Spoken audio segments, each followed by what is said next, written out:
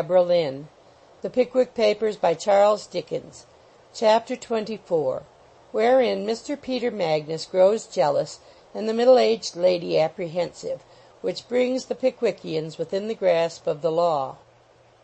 When Mr. Pickwick descended to the room in which he and Mr. Peter Magnus had spent the preceding evening, he found that gentleman with the major part of the contents of the 2 bags, the leathern hat-box, and the brown paper parcel displaying to all possible advantage on his person, while he himself was pacing up and down the room in a state of the utmost excitement and agitation. "Good morning, sir," said Mr. Peter Magnus. "What do you think of this, sir?" "Very effective indeed," replied Mr. Pickwick, surveying the garments of Mr. Peter Magnus with a good-natured smile. "Yes, I think it'll do," said Mr. Magnus. "Mr. Pickwick, sir, I have sent up my card." "Have you?" said Mr. Pickwick. "And the waiter brought back word that she would see me at 11. At 11, sir. It only wants a quarter now." "Very near the time," said Mr. Pickwick. "Yes, it is rather near," replied Mr. Magnus. "Rather too near to be pleasant, eh, Mr. Pickwick, sir?" "Confidence is a great thing in these cases," observed Mr. Pickwick. "I believe it is, sir," said Mr. Peter Magnus. "I am very confident, sir. Really, Mr. Pickwick, I do not see why a man should feel any fear in such a case as this, sir." "What is it, sir? There's nothing to be ashamed of. It's a matter of mutual accommodation, nothing more. Husband on one side, wife on the other. That's my view of the matter, Mr. Pickwick." "It is a very philosophical one," replied Mr. Pickwick. "But breakfast is waiting, Mr. Magnus. Come." Down they sat to breakfast, but it was evident, notwithstanding the boasting of Mr. Peter Magnus, that he laboured under a very considerable degree of nervousness, of which loss of appetite, a propensity to upset the tea things, a spectral attempt at drollery, and an irresistible inclination to look at the clock every other second, were among the principal symptoms. Tittered Mr. Magnus, affecting cheerfulness and gasping with agitation. "It only wants 2 minutes, Mr. Pickwick. Am I pale, sir?" "Not very," replied Mr. Pickwick. There was a brief pause. "I beg your pardon, Mr. Pickwick, but have you ever done this sort of thing in your time?" said Mr. Magnus. "You mean proposing?" said Mr. Pickwick. "Yes." "Never," said Mr. Pickwick with great energy. "Never." "You have no idea, then, how it's best to begin?" said Mr. Magnus. "Why," said Mr. Pickwick, "I may have formed some ideas upon the subject, but as I have never submitted them to the test of experience, I should be sorry if you were induced to regulate your proceedings by them." "I should feel very much obliged to you for any advice, sir," said Mr. Magnus, taking another look at the clock, the hand of which was verging on the 5 minutes past. "Well, sir," said Mr. Pickwick, with the profound solemnity with which that great man could, when he pleased, render his remarks so deeply impressive, "I should commence, sir, with a tribute to the lady's beauty and excellent qualities. From them, sir, I should diverge to my own unworthiness." "Very good," said Mr. Magnus. "Unworthiness for her only, mind, sir," resumed Mr. Pickwick. "For to show that I was not wholly unworthy, sir, I should take a brief review of my past life and present condition. I should argue, by analogy, that to anybody else I must be a very desirable object. I should then expatiate on the warmth of my love and the depth of my devotion. Perhaps I might then be tempted to seize her hand."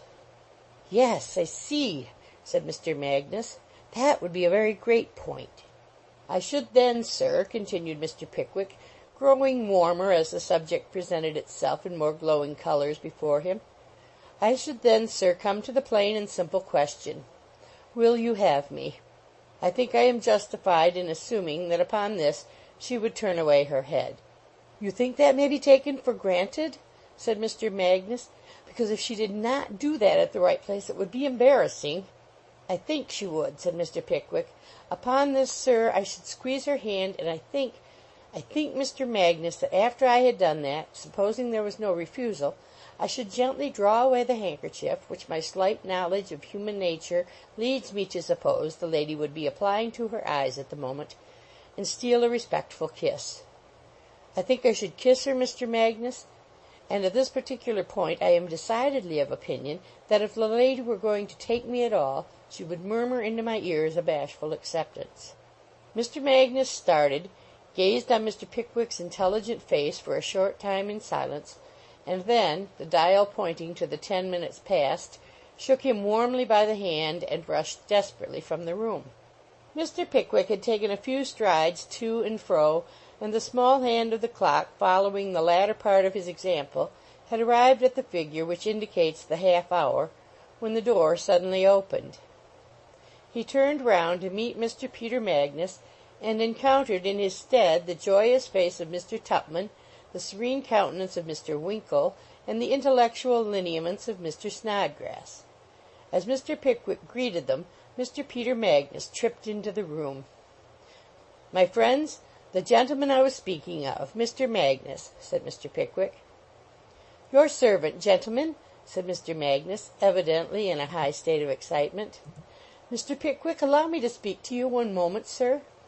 As he said this, Mr. Magnus harnessed his forefinger to Mr. Pickwick's buttonhole, and drawing him to a window recess, said, "Congratulate me, Mr. Pickwick.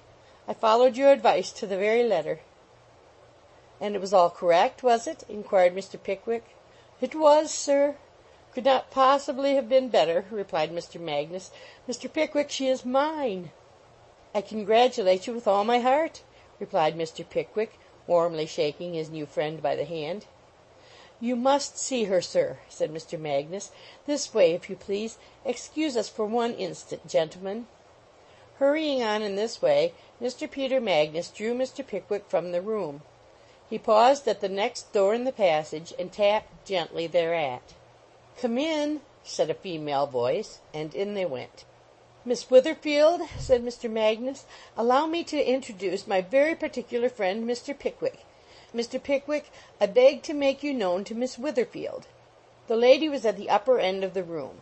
As Mr. Pickwick bowed, he took his spectacles from his waistcoat pocket and put them on, a process which he had no sooner gone through than, uttering an exclamation of surprise, Mr. Pickwick retreated several paces, and the lady, with a half-suppressed scream, hid her face in her hands and dropped into a chair. Whereupon Mr. Peter Magnus was stricken motionless on the spot, and gazed from one to the other with a countenance expressive of the extremities of horror and surprise. This certainly was, to all appearance, very unaccountable behavior, but the fact is that Mr. Pickwick no sooner put on his spectacles than he at once recognized in the future Mrs. Magnus the lady into whose room he had so unwarrantably intruded on the previous night. And the spectacles had no sooner crossed Mr. Pickwick's nose than the lady at once identified the countenance which she had seen surrounded by all the horrors of a nightcap. So the lady screamed, and Mr. Pickwick started. "Mr. Pickwick!" exclaimed Mr. Magnus, lost in astonishment. "What is the meaning of this, sir? What is the meaning of it, sir?" added Mr. Magnus in a threatening and a louder tone. "Sir," said Mr. Pickwick, somewhat indignant at the very sudden manner in which Mr. Peter Magnus had conjugated himself into the imperative mood, "I decline answering that question." "You decline it, sir?" said Mr. Magnus. "I do, sir," replied Mr. Pickwick. "I object to say anything which may compromise that lady, or awaken unpleasant recollections in her breast, without her consent and permission." "Miss Witherfield," said Mr. Peter Magnus, "do you know this person?" "Know him?" repeated the middle-aged lady, hesitating. "Yes, know him, ma'am. I said know him," replied Mr. Magnus, with ferocity. "I have seen him," replied the middle-aged lady. "Where?" inquired Mr. Magnus. "Where?" "That," said the middle-aged lady, rising from her seat and averting her head, "that I would not reveal for worlds." "I understand you, ma'am," said Mr. Pickwick, "and respect your delicacy. It shall never be revealed by me, depend upon it." "Upon my word, ma'am," said Mr. Magnus, "considering the situation in which I am placed with regard to yourself, you carry this matter off with tolerable coolness. Tolerable coolness, ma'am." "Cruel Mr. Magnus!" said the middle-aged lady. Here she wept very copiously indeed. "Address your observations to me, sir," interposed Mr. Pickwick. "I alone am to blame if anybody be." "Oh, you alone are to blame, are you, sir?" said Mr. Magnus. I see through this, sir. You repent of your determination now, do you?" "My determination?" said Mr. Pickwick. "Your determination, sir. Oh, don't stare at me, sir," said Mr. Magnus. "I recollect your words last night, sir. You came down here, sir, to expose the treachery and falsehood of an individual on whose truth and honor you had placed implicit reliance, eh?" Here Mr. Peter Magnus indulged in a prolonged sneer, and taking off his green spectacles, which he probably found superfluous in his fit of jealousy, rolled his little eyes about in a manner frightful to behold. "Eh?" said Mr. Magnus, and then he repeated the sneer with increased effect. "But you shall answer it, sir." "Answer what?" said Mr. Pickwick. "Never mind, sir," replied Mr. Magnus, striding up and down the room. "Never mind." There must be something very comprehensive in this phrase of "never mind," for we do not recollect to have ever witnessed a quarrel in the street, at a theatre, public room, or elsewhere, in which it has not been the standard reply to all belligerent inquiries. "Do you call yourself a gentleman, sir?" "Never mind, sir." "Did I offer to say anything to the young woman, sir?" "Never mind, sir." "Do you want your head knocked up against that wall, sir?" "Never mind, sir."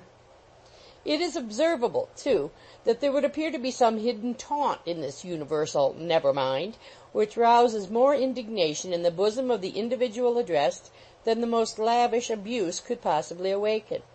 We do not mean to assert that the application of this brevity to himself struck exactly that indignation to Mr. Pickwick's soul which it would infallibly have roused in a vulgar breast.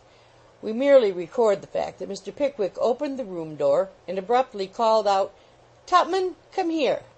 Mr. Tupman immediately presented himself, with a look of very considerable surprise. "Tupman," said Mr. Pickwick, "a secret of some delicacy, in which that lady is concerned, is the cause of a difference which has just arisen between this gentleman and myself. When I assure him, in your presence, that it has no relation to himself, and is not in any way connected with his affairs, I need hardly beg you to take notice that, if he continue to dispute it, he expresses a doubt of my veracity, which I shall consider extremely insulting." As Mr. Pickwick said this, he looked encyclopedias at Mr. Peter Magnus. Mr. Pickwick's upright and honorable bearing, coupled with that force and energy of speech which so eminently distinguished him, would have carried conviction to any reasonable mind. But, unfortunately, at that particular moment, the mind of Mr. Peter Magnus was in anything but reasonable order.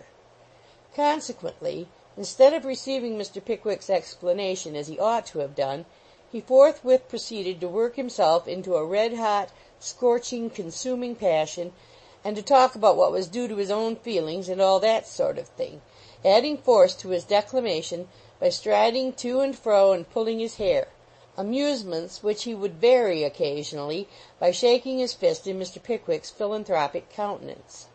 Mr. Pickwick, in his turn, conscious of his own innocence and rectitude, and irritated by having unfortunately involved the middle-aged lady in such an unpleasant affair, was not so quietly disposed as was his wont.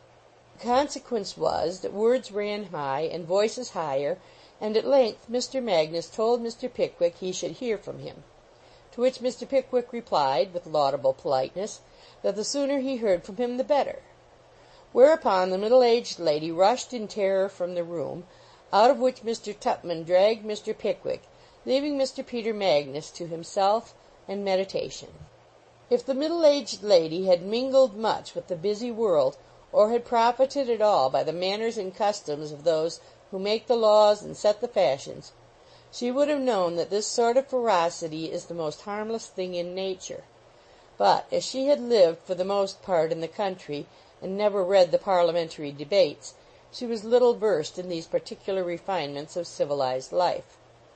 Accordingly, when she had gained her bedchamber, bolted herself in, and began to meditate on the scene she had just witnessed, the most terrific pictures of slaughter and destruction presented themselves to her imagination, among which a full-length portrait of Mr. Peter Magnus, borne home by 4 men, with the embellishment of a whole barrelful of bullets in his left side, was among the very least.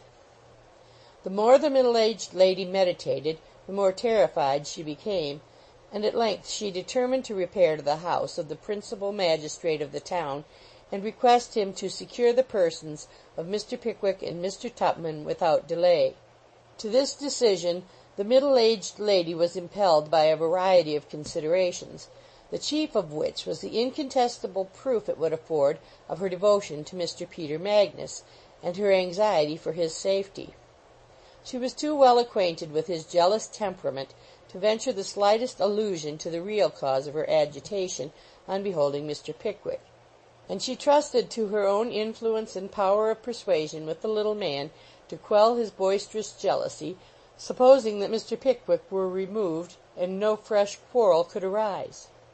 Filled with these reflections, the middle-aged lady arrayed herself in her bonnet and shawl, and repaired to the mayor's dwelling straightway. Now George Nupkins, Esquire, the principal magistrate aforesaid, was as grand a personage as the fastest walker would find out between sunrise and sunset on the 21st of June, which being, according to the almanacs, the longest day in the whole year, would naturally afford him the longest period for his search. On this particular morning Mr. Nupkins was in a state of the utmost excitement and irritation, for there had been a rebellion in the town. All the day scholars at the largest day school had conspired to break the windows of an obnoxious apple seller, and had hooted the beadle and pelted the constabulary, an elderly gentleman in top boots, who had been called out to repress the tumult, and who had been a peace officer, man and boy, for half a century at least. And Mr. Nupkins was sitting in his easy chair, frowning with majesty and boiling with rage, when a lady was announced on pressing, private, and particular business. Mr. Nupkins looked calmly terrible, and commanded that the lady should be shown in, which command, like all the mandates of emperors and magistrates and other great potentates of the earth, was forthwith obeyed, and Miss Witherfield, interestingly agitated, was ushered in accordingly. "Muzzle?" said the magistrate. Muzzle was an undersized footman with a long body and short legs. "Muzzle!" "Yes, your worship." "Place a chair and leave the room." "Yes, your worship." "Now, ma'am, will you state your business?" said the magistrate. "It is of a very painful kind, sir," said Miss Witherfield. "Very likely, ma'am," said the magistrate. "Compose your feelings, ma'am." Here Mr. Nupkins looked benignant. "And then tell me what legal business brings you here, ma'am." Here the magistrate triumphed over the man, and he looked stern again. "It is very distressing to me, sir, to give this information," said Miss Witherfield, "but I fear a duel is going to be fought here." "Here, ma'am?" said the magistrate. "Where, ma'am?" "In Ipswich." "In Ipswich, ma'am? A duel in Ipswich?" said the magistrate, perfectly aghast at the notion.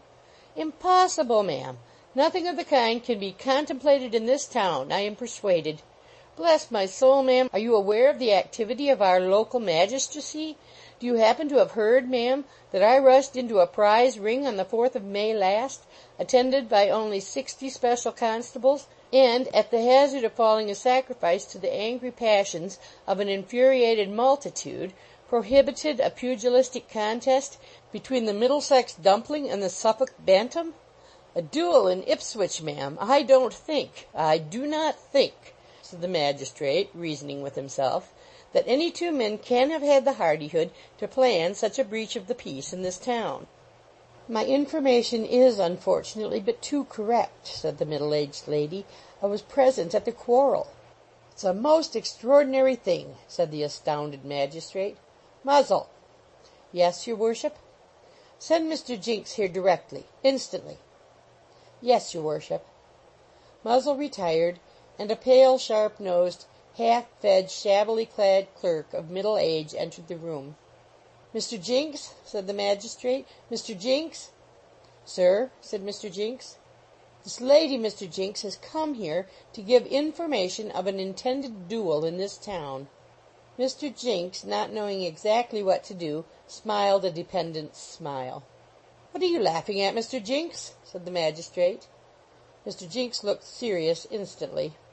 Mr. Jinks, said the magistrate, you're a fool. Mr. Jinks looked humbly at the great man, and bit the top of his pen. "You may see something very comical in this information, sir, but I can tell you this, Mr. Jinks, that you have very little to laugh at," said the magistrate. The hungry-looking Jinks sighed, as if he were quite aware of the fact of his having very little indeed to be merry about, and being ordered to take the lady's information, shambled to a seat and proceeded to write it down. "This man Pickwick is the principal, I understand?" said the magistrate, when the statement was finished. "He is," said the middle-aged lady. "And the other rioter, what's his name, Mr. Jinks?" "Tupman, sir." "Tupman is the second?" "Yes." "The other principal, you say, has absconded, ma'am?" "Yes," replied Miss Witherfield, with a short cough. "Very well," said the magistrate. "These are two cut-throats from London, who have come down here to destroy His Majesty's population, thinking that at this distance from the capital the arm of the law is weak and paralyzed. They shall be made an example of. Draw up the warrants, Mr. Jinks." "Muzzle!" "Yes, your worship." "Is Grummer downstairs?" "Yes, your worship." "Send him up." The obsequious Muzzle retired, and presently returned, introducing the elderly gentleman in the top boots, who was chiefly remarkable for a bottle nose, a hoarse voice, a snuff-colored surtout, and a wandering eye. "Grummer," said the magistrate. "Your washup." "Is the town quiet now?" "Pretty well, your washop," replied Grummer. "Poplar feeling has in a measure subsided, consequence of the boys having dispersed to cricket." "Nothing but vigorous measures will do in these times, Grummer," said the magistrate, in a determined manner. "If the authority of the King's officers is set at naught, we must have the Riot Act read. If the civil power cannot protect these windows, Grummer, the military must protect the civil power and the windows too. I believe that is a maxim of the Constitution, Mr. Jinks?" "Certainly, sir," said Jinks. "Very good," said the magistrate, signing the warrants. "Grummer, you will bring these persons before me this afternoon. You will find them at the Great White Horse. You recollect the case of the Middlesex Dumpling and the Suffolk Bantam, Grummer?"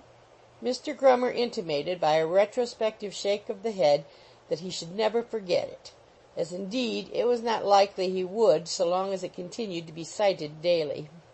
"This is even more unconstitutional," said the magistrate. "This is even a greater breach of the peace and a grosser infringement of His Majesty's prerogative. I believe duelling is one of His Majesty's most undoubted prerogatives, Mr. Jinks?" "Expressly stipulated in Magna Carta, sir," said Mr. Jinks. "One of the brightest jewels in the British crown, wrung from His Majesty by the barons, I believe, Mr. Jinks?" said the magistrate. "Just so, sir," replied Mr. Jinks. "Very well," said the magistrate, drawing himself up proudly. "It shall not be violated in this portion of his dominions. Grummer, procure assistance and execute these warrants with as little delay as possible. Muzzle!" "Yes, your worship." "Show the lady out." Miss Witherfield retired, deeply impressed with the magistrate's learning and research. Mr. Nupkins retired to lunch. Mr. Jinks retired within himself, that being the only retirement he had, except the sofa bedstead in the small parlour which was occupied by his landlady's family in the daytime, and Mr. Grummer retired to wipe out by his mode of discharging his present commission the insult which had been fastened upon himself and the other representative of His Majesty, the Beadle, in the course of the morning. While these resolute and determined preparations for the conservation of the King's peace were pending, Mr. Pickwick and his friends, wholly unconscious of the mighty events in progress, had sat quietly down to dinner, and very talkative and companionable they all were. Mr. Pickwick was in the very act of relating his adventure of the preceding night, to the great amusement of his followers, Mr. Tupman especially, when the door opened and a somewhat forbidding countenance peeped into the room. The eyes in the forbidding countenance looked very earnestly at Mr. Pickwick for several seconds, and were, to all appearance, satisfied with their investigation; for the body to which the forbidding countenance belonged slowly brought itself into the apartment, and presented the form of an elderly individual in top boots. Not to keep the reader any longer in suspense, in short, the eyes were the wandering eyes of Mr. Grummer, and the body was the body of the same gentleman. Mr. Grummer's mode of proceeding was professional but peculiar. His first act was to bolt the door on the inside; his second, to polish his head and countenance very carefully with a cotton handkerchief; his third, to place his hat, with the cotton handkerchief in it, on the nearest chair; and his fourth, to produce from the breast pocket of his coat a short truncheon, surmounted by a brazen crown, with which he beckoned to Mr. Pickwick with a grave and ghost-like air. Mr. Snodgrass was the first to break the astonished silence. He looked steadily at Mr. Grummer for a brief space, and then said emphatically: "This is a private room, sir, a private room." Mr. Grummer shook his head and replied: "No room's private to His Majesty when the street door's once passed. That's law. Some people maintains that an Englishman's house is his castle. That's gammon." The Pickwickians gazed on each other with wondering eyes. "Which is Mr. Tupman?" inquired Mr. Grummer. He had an intuitive perception of Mr. Pickwick. He knew him at once. "My name's Tupman," said that gentleman. "My name's Law," said Mr. Grummer. "What?" said Mr. Tupman. "Law," replied Mr. Grummer. "Law, civil power, and executive. Them's my titles. Here's my authority. Blank Tupman, blank Pickwick, against the peace of our suff'rin lord the king. Stat it in the case made and perwided, and all regular. I apprehend you, Pickwick. Tupman, the aforesaid." "What do you mean by this insolence?" said Mr. Tupman, starting up. "Leave the room." "Hullo!" said Mr. Grummer, retreating very expeditiously to the door, and opening it an inch or two. "Doubly?" "Well?" said a deep voice from the passage. "Come for'ard, Doubly." At the word of command, a dirty-faced man, something over 6 feet high, and stout in proportion, squeezed himself through the half-open door, making his face very red in the process, and entered the room. "Is the other specials outside, Doubly?" inquired Mr. Grummer. Mr. Doubly, who was a man of few words, nodded assent. "Order in the diwision under your charge, Doubly," said Mr. Grummer. Mr. Doubly did as he was desired, and half a dozen men, each with a short truncheon and a brass crown, flocked into the room. Mr. Grummer pocketed his staff and looked at Mr. Doubly. Mr. Doubly pocketed his staff and looked at the division. The division pocketed their staves and looked at Messrs. Tupman and Pickwick. Mr. Pickwick and his followers rose as one man. "What is the meaning of this atrocious intrusion upon my privacy?" said Mr. Pickwick. "Who dares apprehend me?" said Mr. Tupman. "What do you want here, scoundrels?" said Mr. Snodgrass. Mr. Winkle said nothing, but he fixed his eyes on Grummer, and bestowed a look upon him which, if he had had any feeling, must have pierced his brain. As it was, however, it had no visible effect on him whatever. When the executive perceived that Mr. Pickwick and his friends were disposed to resist the authority of the law, they very significantly turned up their coat sleeves, as if knocking them down in the first instance and taking them up afterwards were a mere professional act, which had only to be thought of to be done, as a matter of course. This demonstration was not lost upon Mr. Pickwick. He conferred a few moments with Mr. Tupman apart, and then signified his readiness to proceed to the mayor's residence, merely begging the parties then and there assembled to take notice that it was his firm intention to resent this monstrous invasion of his privileges as an Englishman the instant he was at liberty. Whereat the parties then and there assembled laughed very heartily, with the single exception of Mr. Grummer, who seemed to consider that any slight cast upon the divine right of magistrates was a species of blasphemy not to be tolerated. But when Mr. Pickwick had signified his readiness to bow to the laws of his country, and just when the waiters and hostlers and chambermaids and postboys, who had anticipated a delightful commotion from his threatened obstinacy, began to turn away, disappointed and disgusted, a difficulty arose which had not been foreseen. With every sentiment of veneration for the constituted authorities, Mr. Pickwick resolutely protested against making his appearance in the public streets, surrounded and guarded by the officers of justice, like a common criminal. Mr. Grummer, in the then disturbed state of public feeling, for it was half holiday and the boys had not yet gone home, as resolutely protested against walking on the opposite side of the way, and taking Mr. Pickwick's parole that he would go straight to the magistrates. And both Mr. Pickwick and Mr. Tupman as strenuously objected to the expense of a post-coach, which was the only respectable conveyance that could be obtained. The dispute ran high, and the dilemma lasted long, and just as the executive were on the point of overcoming Mr. Pickwick's objection to walking to the magistrates by the trite expedient of carrying him thither, it was recollected that there stood in the inn yard an old sedan chair, which, having been originally built for a gouty gentleman with funded property, would hold Mr. Pickwick and Mr. Tupman at least as conveniently as a modern post-chaise. The chair was hired and brought into the hall. Mr. Pickwick and Mr. Tupman squeezed themselves inside and pulled down the blinds. A couple of chairmen were speedily found, and the procession started in grand order. The specials surrounded the body of the vehicle. Mr. Grummer and Mr. Dudley marched triumphantly in front. Mr. Snodgrass and Mr. Winkle walked arm in arm behind, and the unsoaped of Ipswich brought up the rear. The shopkeepers of the town, although they had a very indistinct notion of the nature of the offence, could not but be much edified and gratified by this spectacle. Here was the strong arm of the law coming down with 20 gold-beater force upon two offenders from the metropolis itself. The mighty engine was directed by their own magistrate and worked by their own officers, and both the criminals, by their united efforts, were securely shut up in the narrow compass of one sedan chair. Many were the expressions of approval and admiration which greeted Mr. Grummer as he headed the cavalcade staff in hand. Loud and long were the shouts raised by the unsoaped, and amidst these united testimonials of public approbation the procession moved slowly and majestically along.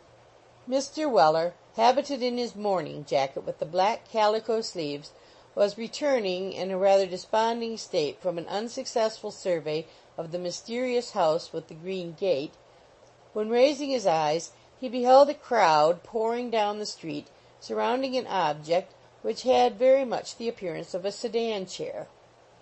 Willing to divert his thoughts from the failure of his enterprise, he stepped aside to see the crowd pass, and finding that they were cheering away, very much to their own satisfaction, forthwith began, by way of raising his spirits, to cheer, too, with all his might and main.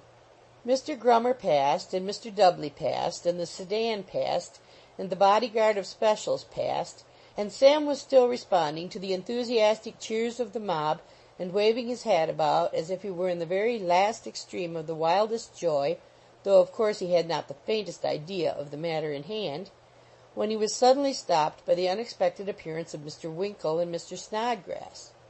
"What's the row, gentlemen?" cried Sam. "Who have they got in this here watch box in mournin'?" Both gentlemen replied together, but their words were lost in the tumult. "Who is it?" cried Sam again. Once more was a joint reply returned, and though the words were inaudible, Sam saw by the motion of the two pairs of lips that they had uttered the magic word Pickwick. This was enough. In another minute Mr. Weller had made his way through the crowd, stopped the chairman, and confronted the portly Grummer. "Hullo, old gentleman," said Sam, "who have you got in this here conweyance?"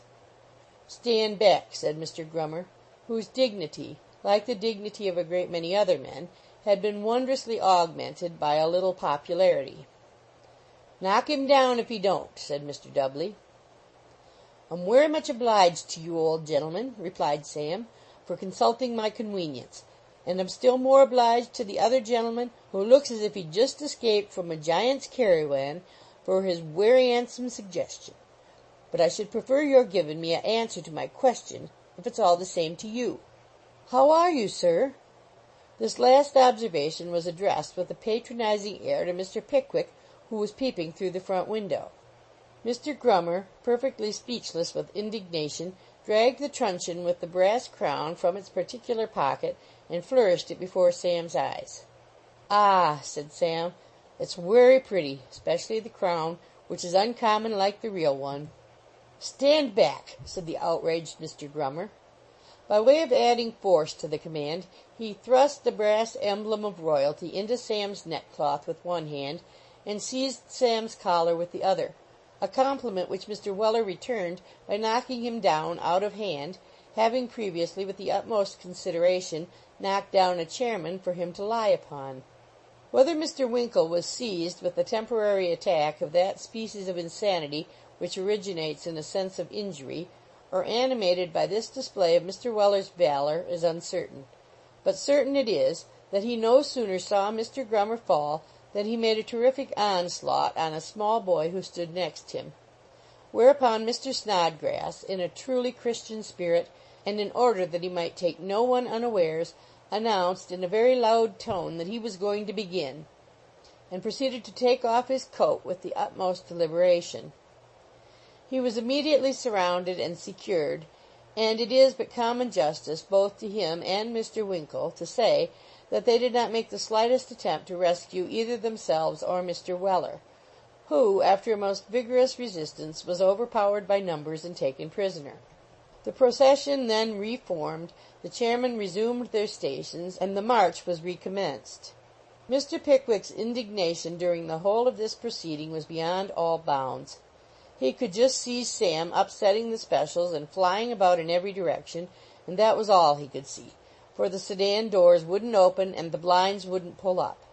At length, with the assistance of Mr. Tupman, he managed to push open the roof, and mounting on the seat, and steadying himself as well as he could by placing his hand on that gentleman's shoulder, Mr. Pickwick proceeded to address the multitude, to dwell upon the unjustifiable manner in which he had been treated, and to call upon them to take notice that his servant had been first assaulted. In this order they reached the magistrate's house, the chairman trotting, the prisoners following, Mr. Pickwick oratorizing, and the crowd shouting. End of chapter 24.